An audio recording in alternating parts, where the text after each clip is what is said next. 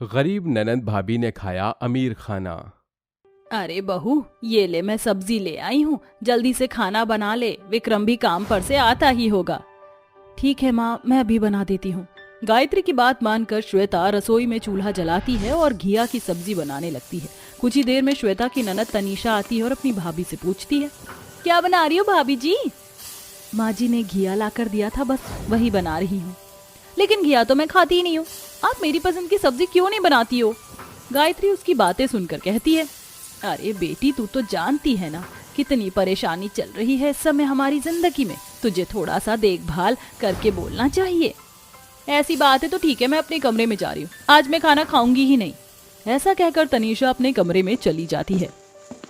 जब से विक्रम जी की नौकरी से उनकी पोजीशन घट गई है, तब से ही घर में परेशानियां आती जा रही हैं। चिंता मत कर बहू, एक ना एक दिन ये परेशानियां खत्म हो ही जाएंगी। ऐसा कहकर गायत्री भी चली जाती है और श्वेता सबके लिए घिया की सब्जी और रोटी बना लेती है, जिसके बाद वह टेबल पर लगा देती है। तनीषा, चलो घिया की सब्जी खा लो आज, कल तुम्हारे भैया से तुम्हारे पसंद की सब्जी मंगवा दूंगी, तुम वही खा लेना जो तुम्हारा दिल करेगा।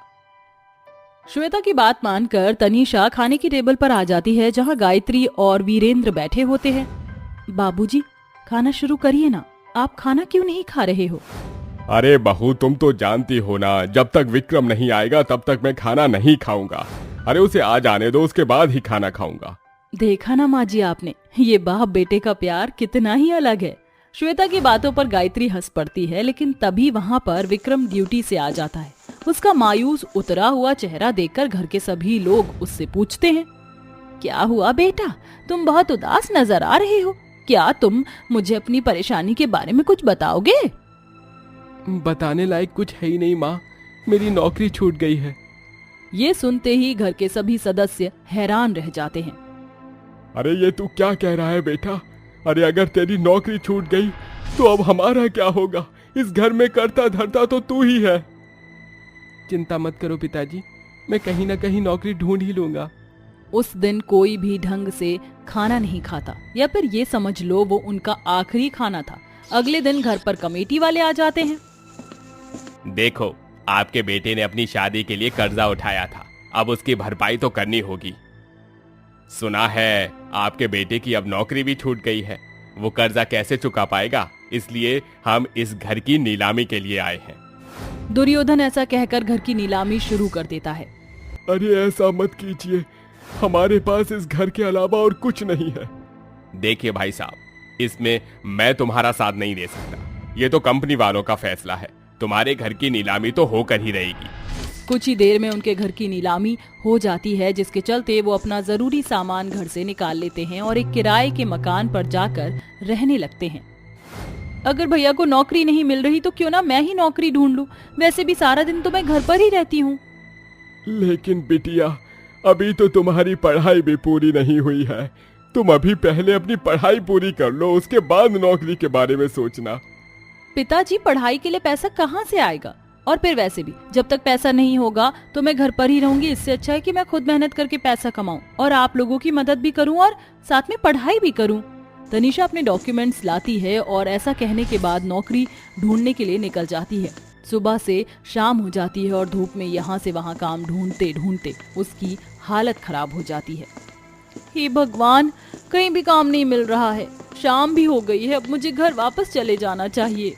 तनीषा ऐसा कहने के बाद वापस अपने घर आ जाती है, जहां उसके भैया की लड़ाई उसके मकान मालिक से हो रही होती है। आपको मेरी बात समझ क्यों नहीं आती है?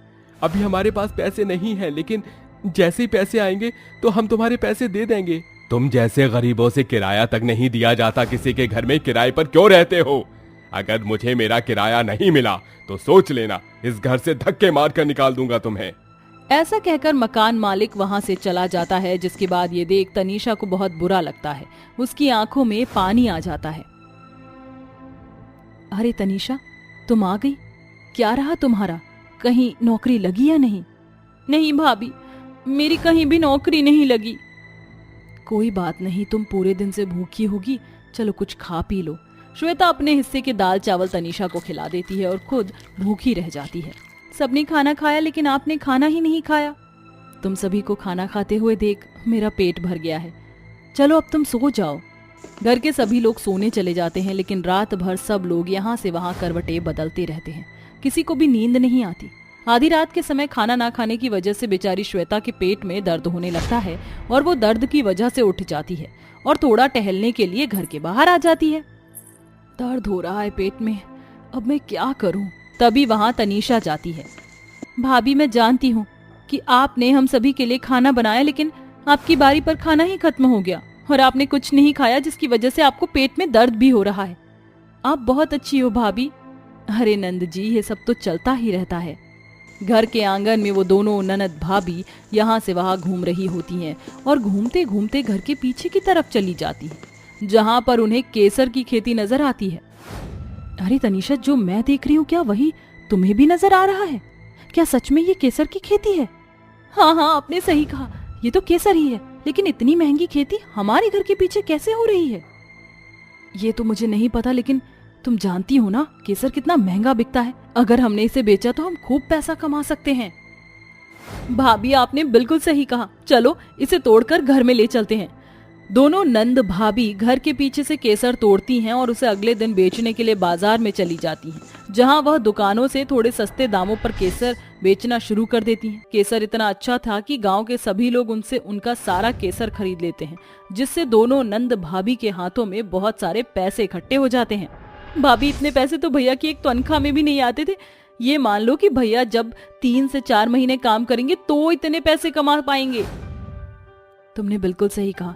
वैसे मुझे बहुत जोरों से भूख लगी है। हाँ भाभी, आपने तो कल रात से ही खाना नहीं खाया, चलो कुछ खा पी लेते हैं। तभी उन्हें एक रेस्टोरेंट नजर आता है। बेशक मुझे भूख लगी है, लेकिन मैं चाहती हूँ कि आज हम सभी एक बड़े से रेस्टोरेंट में पेट भरकर खाना खाएं। चलो घर चलकर माँ, बाबूजी और तुम्हारे भैया को भी लेकर आते हैं। दोनों नंद भाभी घर पहुंचकर पूरे परिवार के साथ एक अच्छे से रेस्टोरेंट पर आ जाते हैं, जहां वह सभी अपनी पसंद की चीजें ऑर्डर करते हैं और पेट भर के खाना खाते हैं। आज के इस दिन ने हमें पुराने दिन याद दिला दिए, जब हम इसी प्रकार बड़े बड़े रेस्टोरेंट में जाकर खाना खाया करते थे। चिंता मत कीजिए माँ जी, आज के बाद हम फिर से अक्सर इन बड़े बड़े रेस्टोरेंट में खाना खाने आया करेंगे।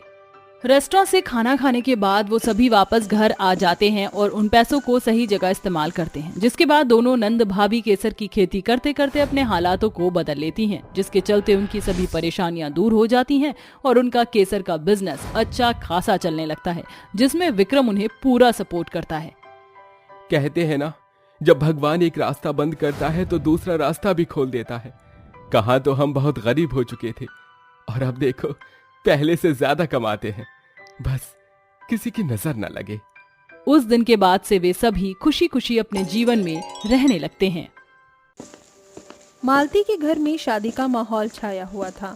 आज उसकी बेटी रिया की शादी अनिकेत से होने वाली थी। रिया बेटी, तू तैयार हो गई? बारात आ चुकी है।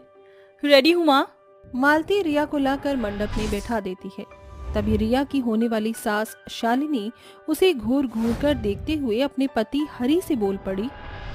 क्यों जी, यही लड़की पसंद आई थी तुम्हें? इनके घर में घूंघट की रीत रिवायत नहीं है क्या? कैसे मुंह दिखा रही है? अरे भाग्यवान, तुम भी इस खुशी की घड़ी पर क्या घूंघट की बातें लिए बैठी हो। हरि के ऐसा कहने पर शालिनी मन ही मन कहती है, कोई बात नहीं, एक बार बहुरानी के पाँव मेरे घर में पड़ जाए, फिर रीत रिवाजों में तो ढलना ही होगा। शालिनी स्वभाव से बहुत ही सख्त थी और कहीं न कहीं आज भी वो पुराने जमाने में जी रही थी। वहीं रिया जमाने के साथ चलने वाली लड़की थी। अब देखना ये था कि क्या रिया ससुराल के रिवाज में ढल पाएगी। कुछ ही देर में अनिकेत और रिया की शादी हो जाती है और विदाई के समय जैसे ही बहू गाड़ी में बैठने जा रही होती है, तभी शालिनी जबरन खींचतानी करके रिया का लंबा सा घूंघट कर देती है।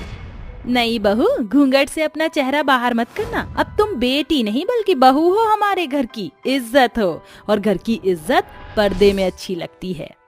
रिया सर हिलाकर हाँ कर देती है, मगर इतने लंबे घूंघट में उसका मन खींचा जा रहा था। घर आकर शालिनी ने अपनी बहू का स्वागत किया और इसके कान में फुसफुसाते हुए कहा, बहू, गलती से भी तेरा घूंघट सर से सरकना नहीं चाहिए। पूरा घर रिश्तेदारों से भरा हुआ है।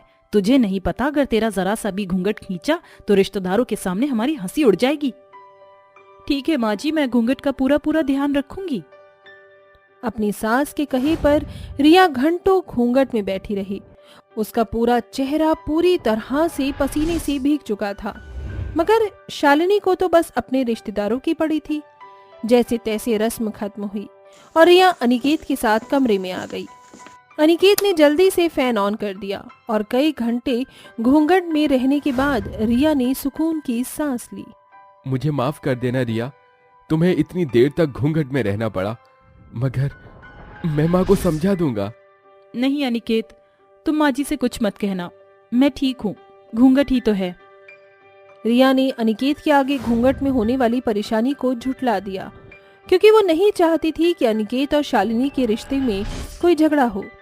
अगली सुबह रिया जल्दी उठकर ससुराल का सारा काम खत्म करके नहा धोकर रेडी होकर किचन में आ जाती है। तभी उसकी सास शालिनी बुरा सा मुंह बनाकर कहती है, अरे नहीं बहू, ये कैसी साड़ी पहनी है तूने? देख तो इसका पल्ला कितना छोटा है, और तूने घूंघट क्यों नहीं किया? ओहो माँ, आप कौन सा घर में रिश्तेदार हैं जो भाभी को घूंघट करना पड़े? तू चुप कर नताशा, तेरे कॉलेज का समय हो गया, तू जा। और बहू तू चल मेरे साथ। शालिनी रिया को अपने कमरे में लाकर उसे मोतियों से भरी हुई भारी सी साड़ी देकर कहती है, ले नहीं बहू, जल्दी से ये साड़ी पहन। मगर माँ जी, ये साड़ी तो बहुत भारी है, इसलिए गर्मी के हिसाब से मैंने ये शिफॉन की साड़ी पहनी थी। रिया ने अपनी सास के सामने अपनी मर्जी ही रखी थी। तभी शालिनी गुस्से में बेचारी बहू पर बिगड़ पड़ती है। बस नहीं बहू, ये तेरा मायका नहीं जहाँ तेरी मर्जी चलेगी, ये तेरा ससुराल है और ये तुझे वही करना होगा जो मैं कहूंगी। और रही बात घूंघट की, तो घूंघट इस घर की सालों पुरानी परंपरा है। जब सालों पहले मैं इस घर में बहू बनकर आई थी तो मैंने भी एक बड़े वक्त तक घूंघट किया है, और तुझे भी करना होगा। इस तरह शालिनी बड़े ही कड़े शब्दों में अपनी नई बहू पर लंबा घूंघट करने की बात थोप देती है। अपनी सास का ऐसा रवैया देखकर रिया का मन छोटा हो जाता है, जिसके बाद वो अपनी सास की दी हुई साड़ी पहनकर भरी गर्मी में रसोई में खाना बनाती है। तभी नताशा कॉलेज से लौट आती है और किचन में आकर कहती है, ये क्या भाभी, आपने इतना लंबा घूंघट क्यों किया है? माँ जी ने कहा है नताशा। ऐसे ही दिन बीत जाते हैं और रिया की ननद नताशा की शादी हो जाती है। तभी शालिनी अपनी बेटी के ससुराल जाने वाले सामान सजाते हुए कहती है, नताशा बेटी, मैंने तेरी सारी ड्रेसेस डाल दिया है, इसमें तेरे crop top, long top, jeans और बाकी कुछ हल्की साड़ी भी हैं। अपनी सास का ऐसा फर्क देखकर रिया को बहुत बुरा लगता है, जिसके बाद नताशा अपनी ससुराल चली जाती है। ऐसे ही दिन ढलते जाते हैं। एक दिन रात की रोटियां बनाते वक्त रिया का हाथ गर्म तवे पर पड़ जाता है और वो दर्द के मारे रो पड़ती है। माँ, मेरा हाथ। रसोई में आ रही आवाज सुनकर हरी और अनिकेत भागते हुए वहां आ जाते हैं। तभी शालिनी भी वहां आती है। अरे बहू, तू ठीक तो है? जी बाऊजी, मैं ठीक हूँ। रिया, क्यों झूठ बोल रही हो? अरे तुम्हारा हाथ जल गया है। अरे जरा सा हाथ ही तो जला है, इसमें कौन सी बड़ी बात हो गई जो तुम दोनों बाप बेटे ने सारा घर सर पर उठा रखा है। अरे भाग्यवान, कभी कभी तो तुम हद ही कर देती हो। क्या हो जाएगा जो बहू घूंघट नहीं करेगी? घूंघट के कारण उसे कुछ भी सुध से दिखता नहीं। कभी रोटी बनाते वक्त हाथ जल जाता है तो कभी बर्तन मांजने में हाथ कट जाता है, और ये सिर्फ तुम्हारे घूंघट के कारण है। आजी तुम तो चुप करो, ये कोई अनोखी है क्या जो घूंघट नहीं करेगी? अरे बहू है इस घर की और बहू को थोड़ी बहुत तकलीफ उठानी पड़ती है। शालिनी के जिद पने को देखकर हरी और अनिकेत वहां से चले जाते हैं। ऐसे ही दिन बीत जाता है, मगर रिया के लिए कुछ भी नहीं बदलता। तभी कुछ ही दिनों में नताशा अपने मायके आती है। उसका चेहरा एक बड़े ही लंबे से घूंघट में ढका हुआ था, जिसे देखकर उसकी माँ शालिनी कहती है, नताशा बेटी, तूने इतना लंबा चौड़ा घूंघट क्यों किया है, जिस कारण तू सही से चल फिर भी नहीं पा रही? मेरी सासू माँ ने कहा है कि मुझे घूंघट में ही रहना है। अरे ऐसी कैसी सास है तेरी, जरा मैं बात करती हूँ। उसे मेरी बेटी की अपनी भी कोई मर्जी है कि नहीं? इसमें कौन सी नई बात है माँ? बहू बनने के बाद एक लड़की की अपनी मर्जी कहाँ रह जाती है? उसे बहुत कुछ झेलना पड़ता है, क्योंकि ससुराल मायके का घर आंगन नहीं। माँ, जहाँ एक लड़की अपनी मर्जी से जी सके, अपनी मर्जी के कपड़े पहन सके, उसे 6 मीटर की साड़ी और गज भर के घूंघट में बांध दिया जाता है। चाहे हंसकर या रोकर, हम बहुओं को हर हालत में ससुराल के हिसाब से चलना पड़ता है। नताशा की ये बातें शालिनी को आईना दिखा जाती हैं और उसकी आंखों पर नई बहू पर थोपी गई जिद छलक उभर आती है, जिसके बाद शालिनी को अपनी गलती का एहसास होता है और वो बोलती है, नताशा बेटी तू सही कह रही है।